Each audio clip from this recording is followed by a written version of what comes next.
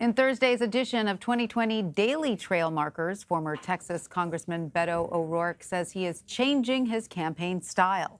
In a speech Thursday morning in El Paso, Texas, O'Rourke appeared to relaunch his campaign. It was his first campaign event since a mass shooting in the city left 22 people dead. In his speech, O'Rourke said President Trump's rhetoric was to blame for the shooting and highlighted how he plans to focus his campaign on communities he says are, quote, terrorized by the president's policies. We must take the fight directly to the source of this problem, that person who has caused this pain and placed this country in this moment of peril, and that is Donald Trump. The kind of challenges that we face in this country at this moment of crisis require an urgency unless we want to reap the consequences of failing to meet them. Consequences that we lived and I hope learned from in El Paso on August 3rd.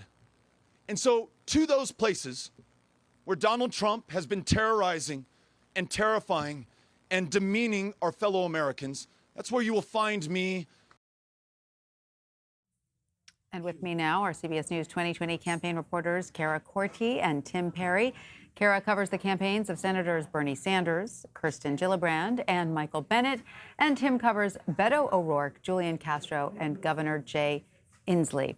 So, Tim, we heard O'Rourke say that running for the Senate is not good enough, that people deserve more. So can we assume then that he is totally closing the door on a Senate run? At least for right now, we can assume that.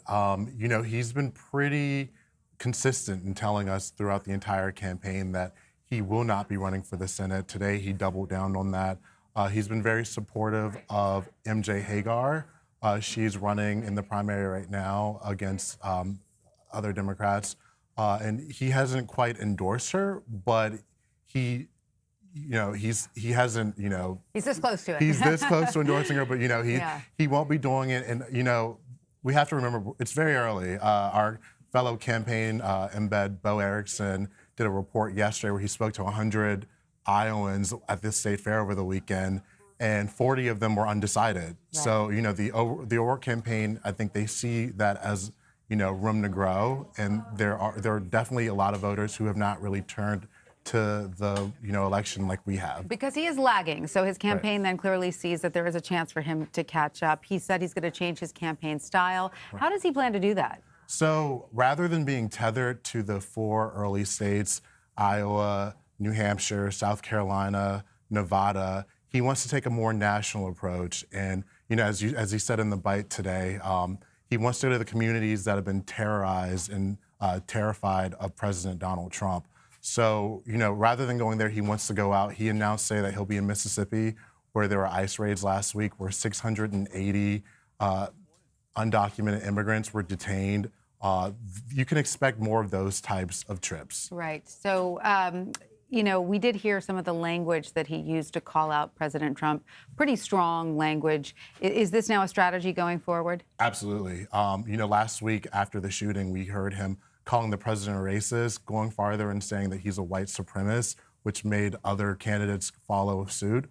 I think going forward now, Beto O'Rourke will be making this more about him as opposed to contrasting himself with his fellow Democrats. I think, like you said, this is going to be a much more personal campaign approach going forward. We don't know if it'll work. But yes, he will be going after the president quite often in the upcoming months. All right, switching gears now. Senator Bernie Sanders recently sat down with rapper Cardi B. Let's play some of their conversation. I'm going to make a promise to you, all right? Here it is. Trump ended the DACA program with an executive order. In the first week I'm president, we're going to reestablish and expand that DACA program. There are about 1.8 million young people who have only known the United States as their home. They may have never visited Mexico or any place else in their life. This is where they were raised. And we're not only talking about Mexico. That's right. It's immigrants from all around the world that are facing the same problem. You got it. So what we do is we will reestablish the legal protections that the 1.8 million young people in this country today had under DACA. So they once again will have those protections, and I think we're going to expand that program to their parents as well. So, Cara, that's a new light for Senator Sanders. We've never quite seen him in that venue before. Why did the Sanders campaign decide to do that interview, and is this part of a new strategy?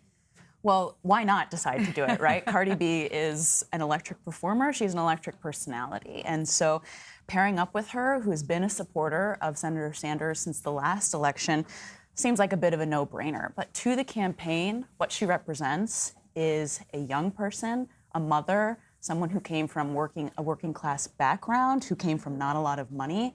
Not only that, Cardi B is known for being unfiltered, for being her authentic, big personality self. Right. So they feel like there's overlap between a rapper, Cardi B, who's 26, and Senator Bernie Sanders, who's 77. But does she bring a new demographic to the table? That's obviously what they're hoping. They're hoping that through her followers, through her social media, she has 50 million Instagram followers alone. They're hoping that by being in conversation with Cardi, they can open people's eyes, open people's ears that maybe are not watching the debates or maybe not even going to a Bernie Sanders event. It's a new way that they can communicate with people. Right. So he is heading to South Carolina this weekend. A recent poll, I believe, had him tied in the state, third overall in the state, but first among 18 to 34-year-old voters. So does something like this kind of fit in with how the campaign wants to, sell Sanders going forward? That's exactly right. Think about who listens to Cardi B's music, who's following Cardi B on Instagram.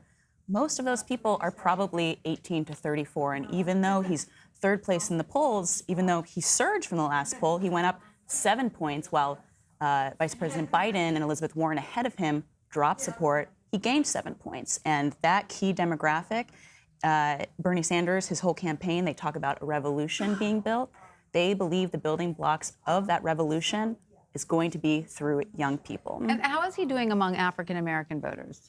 It is something that if you ask the Bernie Sanders campaign, they believe that the tale that Bernie Sanders struggles with African-American voters is something that is a myth, that it is untrue. I can tell you that his campaign co-chair, Senator Nina Turner, who is an African woman herself, she is an electric orator. She's a fantastic public speaker. She goes to South Carolina at least every 6 weeks. And so it is an absolute goal of theirs to do well in South Carolina. And of course, that means doing well amongst African-American voters. All right. Cara and Tim, thanks to both of you for coming to see us. Thank you for having us. Thank you.